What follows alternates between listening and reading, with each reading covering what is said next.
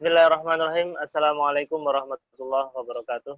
Alhamdulillah, wassalatu Waalaikumsalam. wassalamu ala rasulillah wa ala alihi wa sahbihi wa man walah wa la hawla wa la quwata illa billah.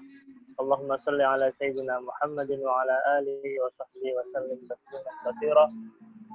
Rabbi shrah li sadri wa yassir li amri wa hlul 'uqdatam min lisani yafqahu qawli. Qalu subhanaka la ilma lana illa ma 'allamtana innaka antal alimul hakim wa tub alaina innaka antat tawwabur rahim.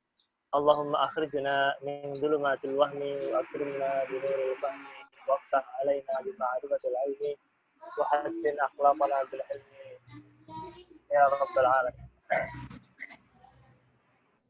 Qala al-mu'allif rahimahullahu ta'ala wa nafa'ana bihi wa bi ulumihi fi daraini amin fi kitabihi Risalah Adab Sulukil Murid ila an qala faslun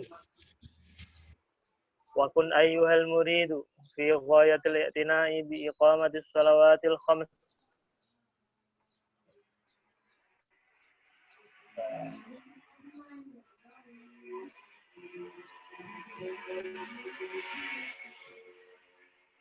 bi itmami qiyamihinna wa qira'atihinna wa khushu'ihinna wa ruku'ihinna wa sujudihinna wa sa'iri arkanihinna wa sunanihin wa akhir qalbaka qabla dukhuli fis shalah 'azamata man turidul wuquf baina yadayhi jalla wa ala. Teman-teman yang dirahmati Allah, pada pagi hari ini kita akan melanjutkan pelajaran dari kitab Adab Sulukul Murid ini ya. Kemarin kita sudah bahas bagaimana kualitas seorang murid yang mana dia merupakan pribadi yang paling jauh dari maksiat, paling dekat dengan ketaatan, paling cepat berbuat kebaikan.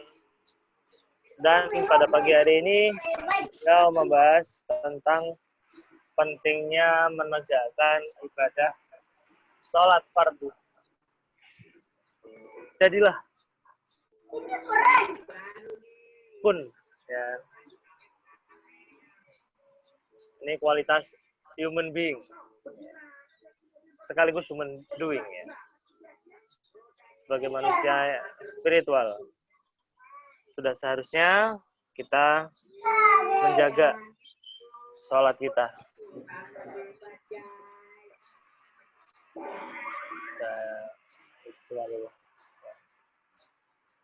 Menjaga betul-betul kualitas sholat sholat 5 waktu dengan sempurna, baik dalam bacaannya, khusyuknya, rukuknya, sujudnya, dan semua rukun-rukun yang ada dalam sholat beserta sunah-sunahnya. Wa as'ir qalbaka, rasakan, hadirkan dalam hatimu ini sebelum masuk ke dalam ibadah sholat, hadirkan keagungan akan Allah Subhanahu wa Ta'ala, Allah yang kita akan berdiri di hadapannya. Wahdar antunajiya malikal muluk wa jabbaral jababirah fi qalbin lahin. Awas, hati-hati, jangan sampai kita berkomunikasi, bermunajat kepada raja di raja yang maha jabbar, yang maha memaksa, dengan kualitas kolbu yang lalai. Tidak perhatian pada aktivitas sholatnya. Dalam lembah kelalaian dan keraguan, baik dalam lintasan pikiran duniawi dan yang semisalnya. Fatas taujibal maqta minallah. Karena kondisi kualitas hati yang seperti ini ya, ada masukan dari Ustaz Anwar. Bisa dibantu ini Mas Jody share kitabnya ya. Biar bisa baca juga kita ini.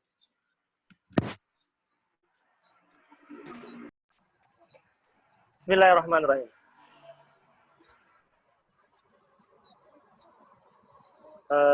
Ila an qala fatas taujibal maqta minallahi wat tarda an babillah. Kualitas diri yang seperti disebutkan tadi, hati yang lalai, tidak memedulikan, tidak menghadirkan keagungan siapa yang kita berdiri di depannya. Ya. Kondisi yang seperti itu bisa mendatangkan kemarahan Tuhan dan penolakan dari depak gitu loh, dari pintu Allah. Waqad qala alaihi salatu wassalam idza qama al-'abdu ila sholati, saat seorang hamba berdiri dalam ibadah sholat, aqbalallahu alaihi biwajhihi. Allah pun akan menghadapinya, akan berada di hadapannya, menghadapnya. Fa idzal tafata ila waraihi yaqulullahu ta'ala, ketika hamba yang sholat tadi nengok ke belakang, yaqulullahu ta'ala, Allah berfirman, Ibnu Adam iltafata ila man huwa khairun lahu min. Manusia ini, anak Adam ini, melengos, menghadap ya, kayak gini ya, kayak gini gitu, pada seorang yang lebih baik baginya daripada aku. Fa inil tafatatsaniyata qala misla dzalika. Kalau nengok lagi ke belakang,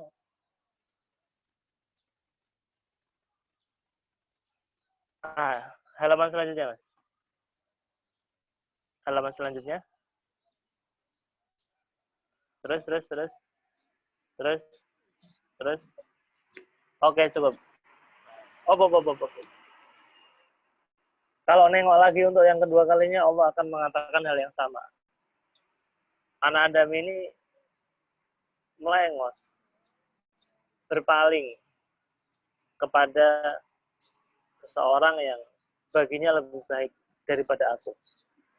Fa in iltafata salisata a'radallahu anhu. Kalau sampai 3 kali melakukan hal seperti itu lagi, Allah akan berpaling. A'rada. Fa idza kana al-multafitu biwajhi dzahir yu'ridullahu anhu fa kaifa yakunu halu man yaltafitu biqalbihi fi sholatihi ila hududid dunya wa zakhariha. Di awal-awal sudah kita singgung bagaimana kedudukan hati ini, kedudukan jantung, kedudukan kolbu ini di hadapan Allah Subhanahu wa taala. Yang mana ini adalah titik temu daripada kedekatan kita dengan Allah. Disitulah Allah akan melihat kualitas dari seorang hamba. Kalau bahasanya consciousness yang kita pelajari itu, dunia internal determinan pada dunia eksternal. Dunia internal itu realitas sejatinya, sementara eksternal ini hanya proyeksi dari apa yang ada di dalam diri. Nah, kita bisa katakan dengan spesifik bahwa kolbu itulah dunia internal yang sejatinya. Disitulah Allah akan melihat, Allah akan memberikan penilaian. Kalau dunia eksternal yang kita lakukan saja, tingkah laku kita ini, itu Allah sudah berpaling. Apalagi kalau dunia internal kita yang berpaling kepada kehidupan duniawi, apa yang terjadi? Itulah terjadi konflik. Ketika kita tidak bisa memegang kendali dunia eksternal kita, ditundukkan kepada bahasa-bahasa wahyu. Wallahu subhanahu wa ta'ala la yanzuru ilal ajsami waz zawahir. Allah tidak memandang, tidak memperhatikan tampilan luar, jasmani, atau hal yang tampak, dunia eksternal. Wa innama yanzuru ilal qulubi was sarair. Allah akan memperhatikan pada kolbu, pada hati, pada jantung, dan hal-hal yang tersembunyi, yang tidak terlihat. Wa alam ketahuilah anna ruha jami'il ibadati wa ma'naha innama huwal huduru ma'allahi fiha. Ketahuilah bahwasanya ruh dari semua ibadah, semua jenis ibadah, beserta maknanya, beserta artinya, itu ada pada kualitas kehadiran kita bersama Allah.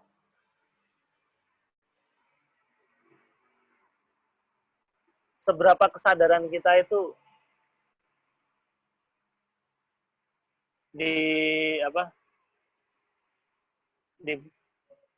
dijaga gitu ya. Seberapa lama kita berada pada pure consciousness di hadapan Allah Subhanahu wa taala.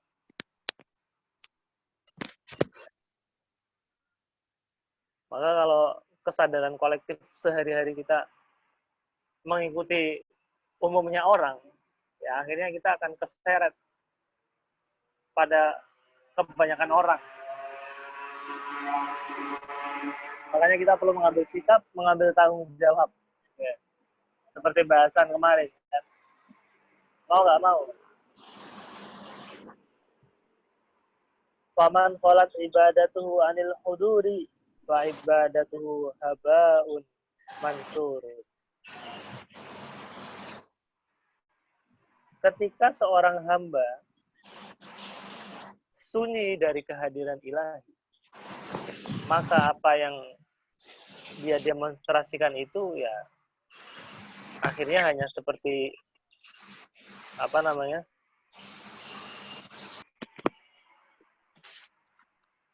hanya seperti debu. Kita melihatnya banyak aktivitas tapi tidak berkualitas. Meskipun orang lain ngomongnya, keren, bagus, mantap. Tapi kalau jiwa itu nggak ada kehadiran, tidak ada kesadaran di sana akan keberadaan Allah, akan kedekatan kita kepada Allah, akhirnya hanya sebatas debu. Mending debu. Dia masih punya consciousness menari dalam lautan irama ilahi ya, bertasbih, bertahlil. Sementara manusia ini istimewa dia. Dia dikasih pilihan. Freedom to choice. Ayo, kamu mau ikut berorkestrasi dengan semesta yang selalu berzikir kepada Allah ini, atau mau mengikuti dirimu sendiri. Ya. Lupa daratan. Kayak anak kecil, ya, dikasih mainan, ya dia fokus sama mainannya itu. Sementara orang dewasa yang sudah tamyiz, bisa memilih, itu harus memutuskan. Wa masalul ladzi la yahduru ma'allahi fi ibadatihi masalul ladzi yuhdi ila malikin adim wa sifatan mayyitatan aw sudduqan farigha. Beliau memberikan permisalan bahwa seseorang hamba yang beribadah kepada Allah tanpa kehadiran jiwa seutuhnya, hadir utuh sadar penuh, menghadirkan makna ilahiyah ini, itu seperti halnya kita mempersembahkan kotak kosong atau wasifatan mayyitatan, ya, bangkai gitu ya, yang nggak ada ruhnya, nggak ada nyawanya, kita persembahkan kepada Allah Subhanahu wa taala. Itu apa nggak ngece ya? Mempersembahkan, pura-puranya mau memberikan persembahan. Tapi begitu kotak itu dibuka, nggak ada isinya. Kosong. Fama ajdaruhu bil uqubati wa irmadil. Betapa pantasnya dia mendapatkan iqab, mendapatkan hukuman, dan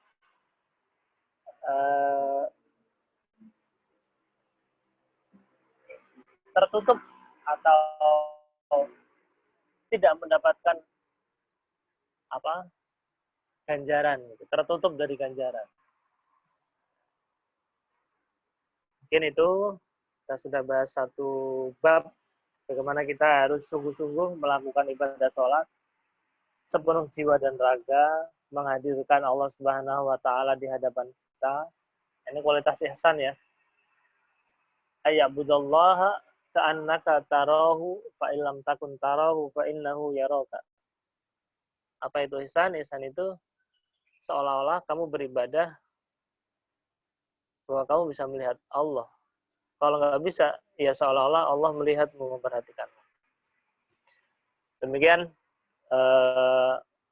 kajian kita pada pagi hari ini. Selanjutnya kita bisa berdiskusi.